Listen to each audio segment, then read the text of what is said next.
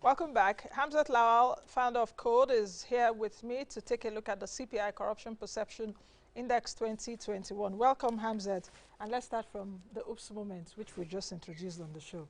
Who is the Minister of Finance, Hamzat? Do you know? I know who the Minister of Finance is now. Zainab Ahmed.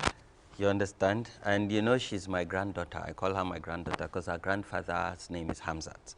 So yes. Okay. And you said something when you were looking at that. The minister that wants to, leading the policy around for subsidy, they don't know. Many Nigerians. Yeah. So that shows you a disconnect. Well, there's a big disconnect. So a lot of people just focus on the president and they don't even know who cabinet ministers are and who are the ones driving policy change. Let's talk about the CPI 2021. Nigeria fell 154 over 180. What was the perception when you saw that? When I saw the report, I was not shocked. Because again, when you look at the indicators that this research was done, and it was done independently, so even Transparency International has no hands in, collecting this data or analyzing this data. They already have a model where they collect this data and aggregate this data and then publish it. The perception about corruption in Nigeria, and that report clearly states that, there's a cause for us to be worried. That's the perception of the people. So, because when you look at corruption in Nigeria, it's endemic. Do you want to talk about the police? Do you want to talk about, access to public services and public utility? So today, when you even go to the hospital, for instance, you want to get admitted into the hospital. Okay, Hamza, just hold on a bit. Let's quickly take a break, and when we come back, the program continues.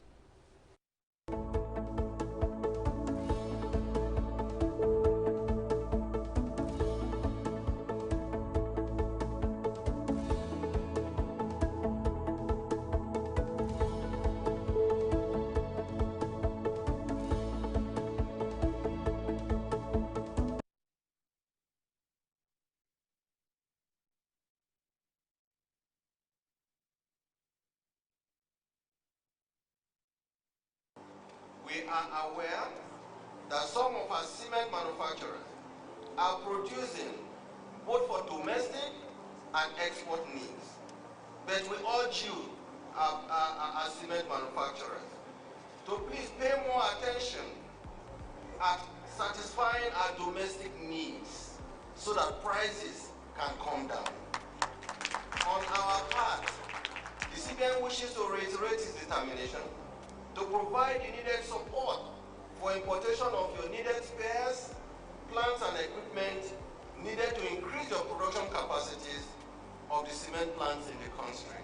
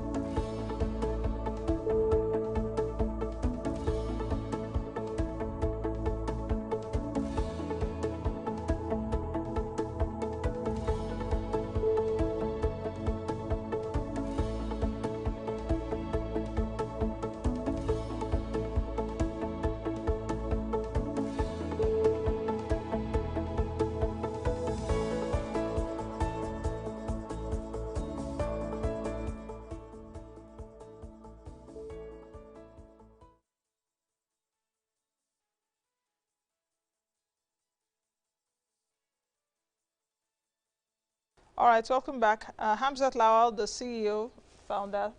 Yeah, because I think you wear both hats, isn't it? Yes, of course. Connected development and follow the money. Yes, follow the money.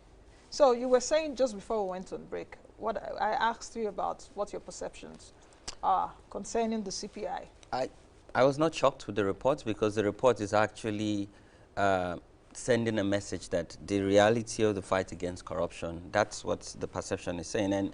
And maybe I should drive this home. When you look at corruption in various sectors, so let's talk about security, so the police. A lot of people get away with crimes committed, be it traffic crime, because they can bribe their way out of, committing these crimes. Or you want to access public services or public utilities. So a lot of us go to public hospitals where there are no beds. But when you're able to bribe your way, you know, a space will show up and there will be beds. So the fight against corruption is just lip service, because this perception index shows that, you know, we're not doing well.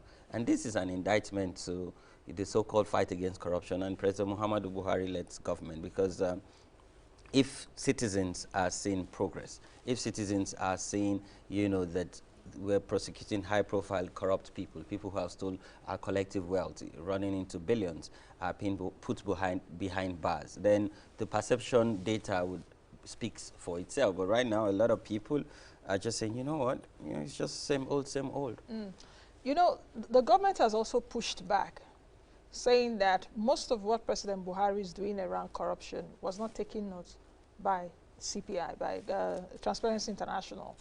Meanwhile, Transparency International that published the CPI has said this report is not about what the EFCC is doing. This report is about public opinion, public perception about yes, how public offices and all this work. Exactly. So again, every data is open to being questioned or being challenged. And year in, year out, the presidency and the spokespeople would say, we reject this report. This is not in the reality of our fight against corruption. Why are you not then communicating this fight against corruption to your people? The report itself is just showing what people have said. So the questionnaires were issued to everyday Nigerians on the streets, you know, everyday Nigerians in different sectors of our economy. And this is what they feel. So if you think as the presidency or the spokesperson to the presidency, what you have to do is now communicate those fights against corruption. How much money have you recovered? What has this money now delivered on in Nigeria? And how is it affecting the ordinary, you know, man and woman, you know, that the economy is affecting? So again, it's not about Transparency International. It's about what Nigerians, everyday Nigerians, think about the fight against corruption. And this is their resolve to say, you know, we do not trust, or this is how we perceive those fight against corruption, because we still see corruption every day, and it's just as if nothing is being done about it, and government is just, you know, providing lip service to this fight against corruption. You know, when I saw what government or the spokespeople of President Buhari wrote concerning the CPI, and what I've also heard them say in the last few days, I was also taken aback in the sense that, okay, what if it was the other way around? I say, oh, Nigeria improved, you take a report hook, line, and sinker. Or when the World Bank, for example, said the ease of doing business in Nigeria is improved. Hey, they all came up with their drums and was, hey, no, we're doing well, you see. But when it's the other way around, I'm like, come on, guys. I know some of them are my friends, but come on, guys. You know, so yeah. How do you see that? When it's bad, government doesn't take it. When it's good, they go out to town. I think that government of the day needs to do away with politics when you fight corruption. So you're accepting some reports because it favors you, and you're rejecting some because it does not favors you and it doesn't make you look good. So this is not about making you look good or bad. This is about how you can buckle up, how you can sit up and see these reports as an opportunity to do better. I think this government should communicate better. You know, Nancy, I think that yes, in some aspect they've done well, but they're not communicating it. And when people ask this question, they're not asking this question, you know, holding any ill thoughts towards you. They just want to know. And by the way, it's their right to know, because collectively the Nigerian people elected you into office. So the least you can do is not only serve them, but communicate how you're serving them, how you're also recovering stolen wealth and recovered wealth, and how are you using it to provide them goods and services, how are you using it to provide them the dividends of democracy. Because so when we even look at indicators from healthcare, education, right now primary schools in the FCT are on strike. So when you look at public transportation, public utility, infrastructure, how are you communicating your successes and you know, all the achievements in all of this sector, and how are also citizens giving you feedback? Because again, what government think is success might not be success to citizen, you know? So again, I think that they need to be able to do a monitoring and evaluation on everything they've done and collect feedback, because this feedback would now help them inform, we call it needs assessment. This needs assessment would then help them inform, are we doing well, or do we need to tweak what we're doing? It's very simple. Send out researchers, let them ask people on the streets, are you happy with the state of power? Are you happy with the state of unemployment? What do you think we can do better? Do you need us to put in more money through CBN or through other agencies to provide credit or loan? Do you think the interest rates? You know, let's have town hall meetings. Let's have conversation. The presidency should speak to the people. The Mr. President will talk to people who have elected him into office and collect this feedback with an open mind and work with them. So it's not just also about collecting feedback. It's about working with the feedback. I had thought that the presidency would accept this report and then maybe even accept for once and say, you know what, we accept this report wholeheartedly, we're going to do better, and we look forward to next year's report, and you would see that we would, you know, come down the ladder rather than go up. And you know, people would want to give them a second chance and say, you know, well, let's support government since they're now committing that, okay, this report has highlighted the gaps, let's close that gap together as citizens. Because the fight against corruption is not just the fight for Mr. President or the presidency, is the fight for each and every one of us. Because if we don't kill corruption, like the president has said, corruption will kill us.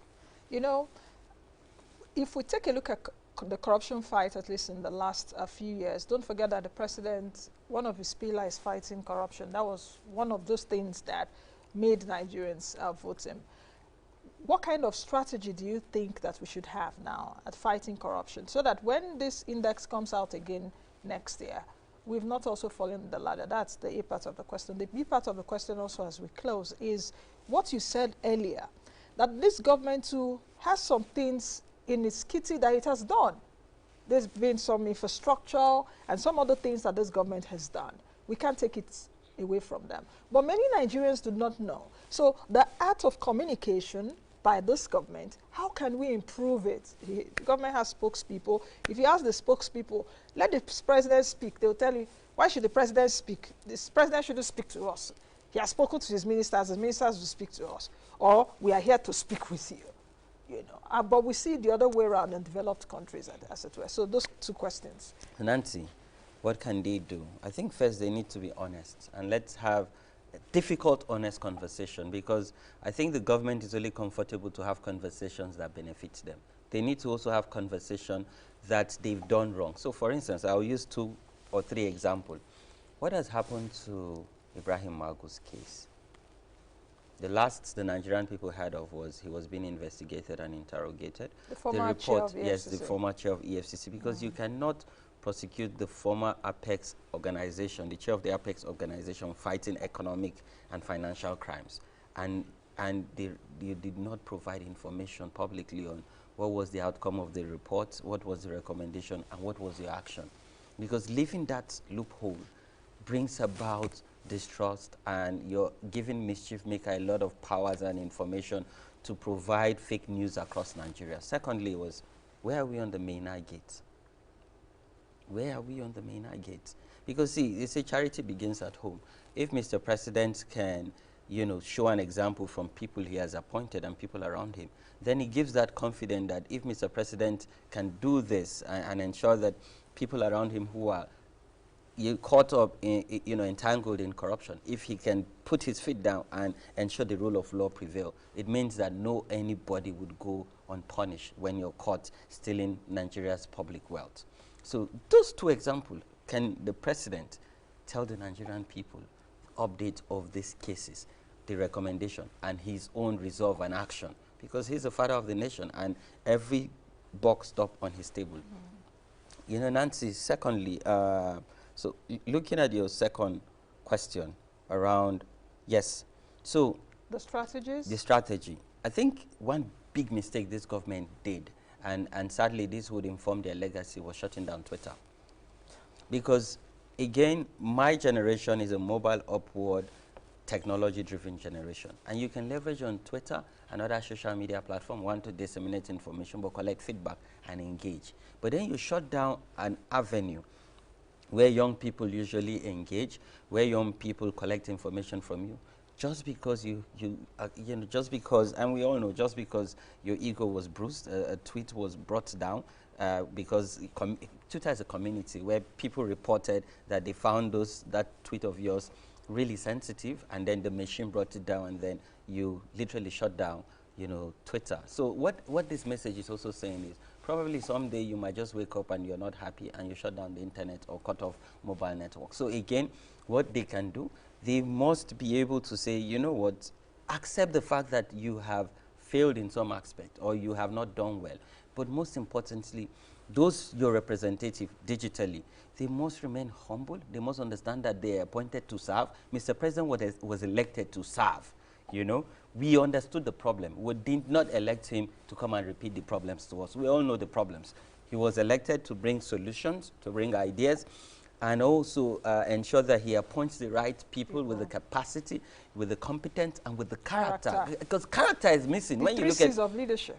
The character for me is really missing in this government, because when you engage with public officials or public servants or you know, appointed officials, you know, why are you raising your shoulder? It's our tax money that literally runs the presidency and pay you know, salary. So again, I think humility is important, you know, beyond capacity and competence. That character is missing, and I think if they get it right, the Nigerian people will support them and we can make progress. Thank you very much, Hamzat. Let's do this again another time. Hamzat Lawal is the founder of Connected Development and Follow the Money.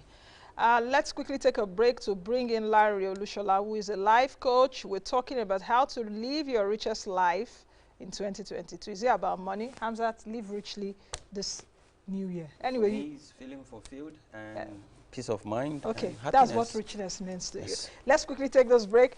We'll be right back, and I'll be interested to know what a rich life means to you. So send me a tweet right now. Larry Olushola joins me after this break.